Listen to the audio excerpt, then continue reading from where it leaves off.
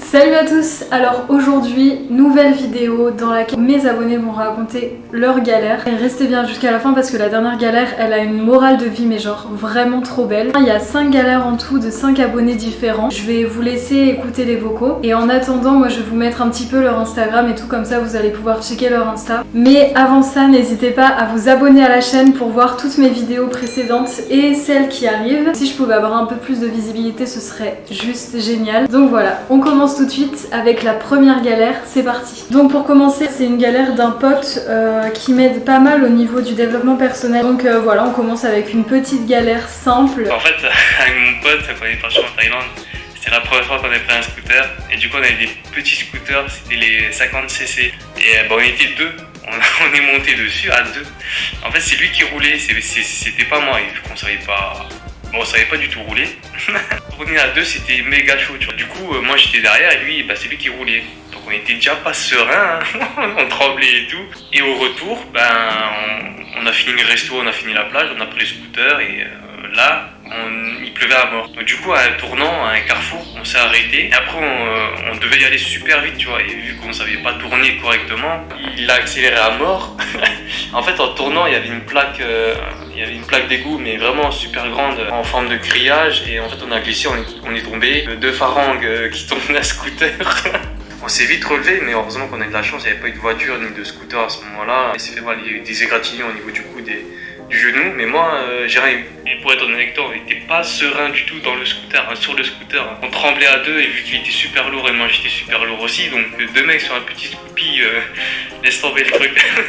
Bon ça va, encore c'est gentil vous voyez, mais genre j'avoue que les galères en scoot ça arrive tellement souvent. Puis là j'avoue que sur un petit Scoopy, genre à deux, déjà quand t'es deux mecs dessus à mon avis c'est hard quand même. Ensuite, deuxième galère, alors ça c'est un gars que j'avais rencontré à Malapascua et il m'a dit tiens tu pourrais raconter cette galère qui nous est arrivée et tout. Pas de soucis, je vais la raconter. Donc Malapascua, comme je vous l'avais dit dans l'autre vidéo, en fait c'est une île vraiment spécialisée pour la plongée, c'est pour voir les requins renards. J'ai passé le deuxième niveau de plongée et quand je suis arrivée en fait sur l'île, j'avais pas du tout l'idée de faire ça et finalement j'ai rencontré ce gars là qui avait pour but de passer son deuxième niveau, puis dans la foulée on s'est dit bah vas-y tranquille on la passe ensemble. Et du coup il faut savoir que pour passer le deuxième niveau de plongée, donc il y a 5 plongées en tout si je me souviens bien, dont une plongée nocturne. C'est cette galère qui nous est arrivée pendant la plongée nocturne. Donc faut savoir déjà que pendant le premier niveau de plongée, en fait, on apprend à vérifier le matériel avant de plonger, évidemment pour les mesures de sécurité, vérifier la bouteille de gaz, savoir installer le matériel sur nous, etc. Vérifier son body, ça veut dire son partenaire en fait qui va plonger avec nous. Et on part pour notre 4e plongée, qui était justement la plongée nocturne. Donc ce soir-là, autant vous dire qu'il faisait super froid, qu'il y avait pas mal de courant et c'est pas comme si c'était comme pour les autres plongées, c'est-à-dire les plongées genre 2 jours où on était sur un grand bateau spacieux, on pouvait changer tranquille et tout. Non, là c'était genre une petite barque où on est 4 dessus, il fallait vérifier le matériel. Donc moi je vérifie ma bouteille de gaz et tout, donc je sens le gaz, tout va bien, etc. Et en fait je ferme tout. Et j'ai beau fermer, en fait, il y avait une sorte de fuite, enfin j'entendais un bruit bizarre. On pensait vraiment que c'était professionnel. En fait, la bouteille de gaz, heureusement que j'avais entendu le bruit parce que j'ai dit mais ça va pas là, c'est en train de fuir et tout. Enfin, ils essaient de changer, donc on essaie de changer la bouteille de gaz et tout. Et genre notre coach était prêt en fait à prendre ma bouteille de gaz qui fuyait et à me donner la sienne. Et genre encore là, il y avait eu un problème. Ils sont censés être professionnels et ils nous donnent du matériel complètement pourri en fait pour plonger. C'est hyper dangereux quoi. Tu t'imagines, t'arrives plus à respirer alors que t'es à 30 mètres sous l'eau. Enfin, c'est genre hyper dangereux. Et le coach, pour vous dire, le coach était prêt à nous laisser plonger. Genre il disait oh c'est pas grave, on y va, on verra sous l'eau. De quoi on verra sous l'eau? Genre non, on verra pas sous l'eau. On a forcé le coach et on lui a dit bah clairement on rentre et on refera la plongée nocturne plus tard. Et finalement la fois on a refait la plongée nocturne, ça s'est super bien passé. Ensuite, 3e galère, donc c'est la galère d'un pote, pas que j'ai rencontré en voyage, mais c'est un pote que j'ai rencontré sur les réseaux qui était parti en Asie du Sud-Est aussi. Il a aussi une chaîne YouTube, il a aussi un compte Instagram, mais il est beaucoup plus présent sur Instagram. Donc là, je vais vous parler d'une galère de ce pote. C'est assez improbable comme situation. C'est quand je suis sorti du parc national de Ca Tien au Vietnam.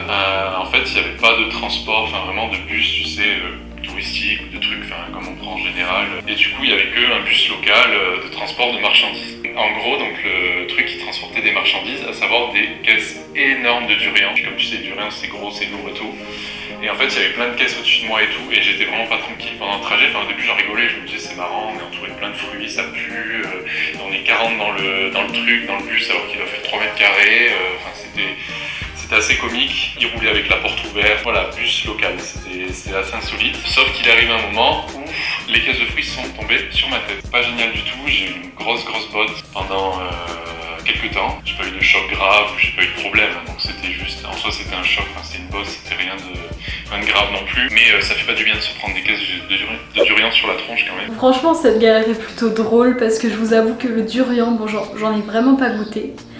J'avais prévu en fait, à chaque fois c'est quelque chose que je repoussais parce qu'à chaque fois que je voyais ce fruit, ou plutôt que je le sentais, c'était horrible, genre ça sent vraiment pas bon. Mais j'avoue que c'est quand même improbable que du durian te tombe sur la tête. Je pense que c'était pas drôle pour lui sur le moment, surtout que moi, voilà, c'est vrai que je m'étais un petit peu moquée au niveau de sa story parce que ça m'avait fait rire. Mais aujourd'hui, il en rigole quoi, et puis voilà, c'est comme ça, c'est la beauté du voyage. Ensuite, la prochaine galère, donc c'est la galère d'une amie, enfin c'est d'une cousine, d'une grande cousine en fait, qui fait du marketing de réseau. Elle vend en fait des produits et je vais vous passer un petit peu son Instagram. Elle voyage pas mal et elle a surtout voyagé en Australie il y a pas longtemps et je crois qu'elle va y retourner. Je ne sais pas quand, mais je crois que c'est dans ses projets. Elle m'a envoyé un message écrit, donc je vais vous lire et après c'est des vocaux. Petite anecdote en Australie, on prenait un café en terrasse pendant notre road trip et un Australien vient nous demander si on peut l'aider avec sa voiture qui est en rade. Donc on paye, on le rejoint. Sa voiture n'avait plus de batterie, donc on la pousse à côté de la nôtre. Je mets les pinces, tout le blabla, je démarre ma voiture et il démarre la sienne. Il était trop content. On laisse un peu tourner et il descend et demande à Gaëtan, donc Gaëtan c'est son petit copain, You smoke? Gaëtan qui avait sa clope à la main comprend pas et lui dit yes. Le mec retourne à sa voiture, ouvre la portière, passager et prend un truc sous le siège. Il vient vers moi et me tend un truc en disant hide that. Et je me retrouve avec 4 énormes têtes de weed dans la main. Non mais en fait là je l'ai fait courte, mais en vrai du coup le mec il a fait 20 mètres et sa voiture est retombée en panne de batterie. Du coup on a remis les pinces et en fait on l'a suivi jusqu'à chez lui. Et arrivé chez lui le mec nous dit bah si vous voulez vous pouvez rester, vous pouvez garer le 4x4 là, vous pouvez déplier la tente et tout, enfin voilà, vous pouvez rester ici. Je peux vous trouver du boulot et puis j'ai encore plein de weed chez moi. Bref, du coup voilà, donc pour le coup on a eu un petit peu peur et on est parti, mais au final on a regretté après parce que je pense qu'on serait bien marré avec lui. Gaëtan c'est quelqu'un de très sceptique, très prudent et tout, et surtout Gaëtan il fume pas. Donc lui ça ne l'intéressait pas trop, tu vois. Moi un petit peu plus.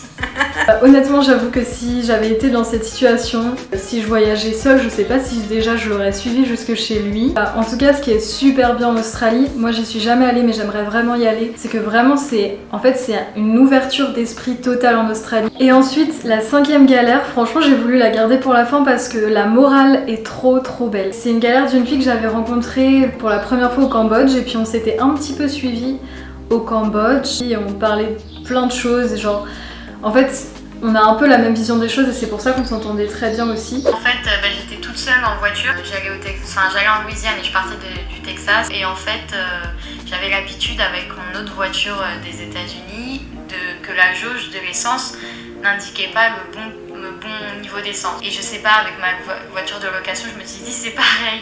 Et en fait, je voyais ça descendait. Et puis au bout d'un moment, je me dis bon bah je vais sortir à la prochaine sortie pour prendre l'essence. Et à chaque fois qu'il y avait une sortie, parce que la sortie était déjà avant, elle était déjà passée, c'était trop tard. J'étais sur une autoroute à 6 voies. Là, ma voiture, elle commence à ralentir. Je suis sur la 5e voie, je mets mes warnings, j'ai réussi à sortir, la voiture elle s'est stoppée pile au virage en fait de la sortie, donc je gênais entre guillemets personne, je faisais nuit. La seule personne qui m'a aidé à pousser la voiture sur le parking qui était juste à côté, donc même pas à 200 mètres, même pas, c'est un sans-abri, c'est un SDF qui m'a aidé, donc ça je m'en rappellerai toute ma vie parce qu'il y avait plein de circulation, il y avait plein de gens, mais la seule personne qui m'a aidé c'est un mec qui avait rien quoi. Donc ça m'a vraiment grave touchée. Et par contre donc il m'a aidé à pousser et après il est reparti bien évidemment, il pouvait rien faire de plus.